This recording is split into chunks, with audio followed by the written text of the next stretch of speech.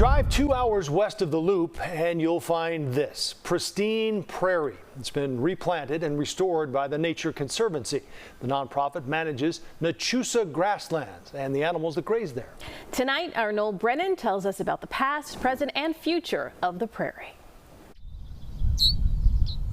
We're looking at a beautiful morning on the prairie here at Nachusa Grasslands.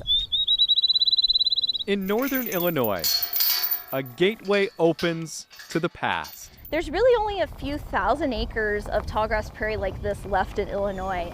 But when Elizabeth Bach rolls over the rolling hills of Nachusa Grasslands near Franklin Grove, This is our normal way to get around the preserve, yeah. she sees the future. And that future is built on the foundations of our past. A foundation where the prairie flourished and buffalo roam. Just a couple hours west of Chicago, there's more than 4,000 acres of restored tallgrass prairie and one herd of bison.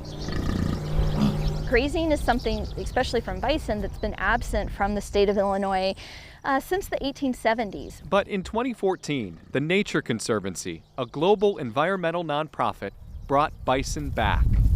All right. As a research scientist, Elizabeth studies how the herd of about 100 bison impacts the prairie. This is the best part of my job, is to get to be out here and I look at these plants every year. Every spring, as calves are born and flowers bloom, she checks on plots of plants in areas where bison graze and where they don't. Inside the fence, this has not been grazed, yeah.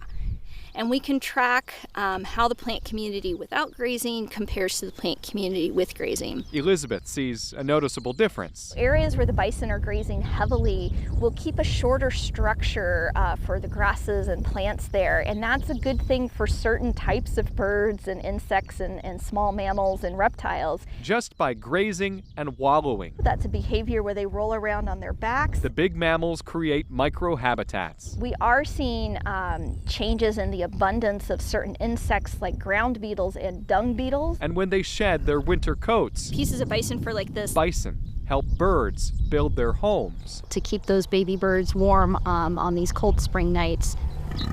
At Nachusa Grasslands, the buffalo roam and restore. What we're really trying to do is to set up these native Illinois plants and animals for success into the future. Noel Brennan, CBS News, Chicago. The Nature Conservancy keeps the herd to about 100 bison. They transfer surplus animals to the Intertribal Buffalo Council, whose mission is to restore buffalo to tribal lands. I feel like we just went on a field trip. It was so calming. Wasn't it? It was awesome. Learned so much. Yeah. It's kind of a return to how things used to be out there. It's And the fascinating. circle of life. We see dung Yeah. beetles. That's right. birds, And all tomorrow's Friday. We're looking at nature. It's beautiful. And it's a long weekend ahead as and well. it's a holiday weekend.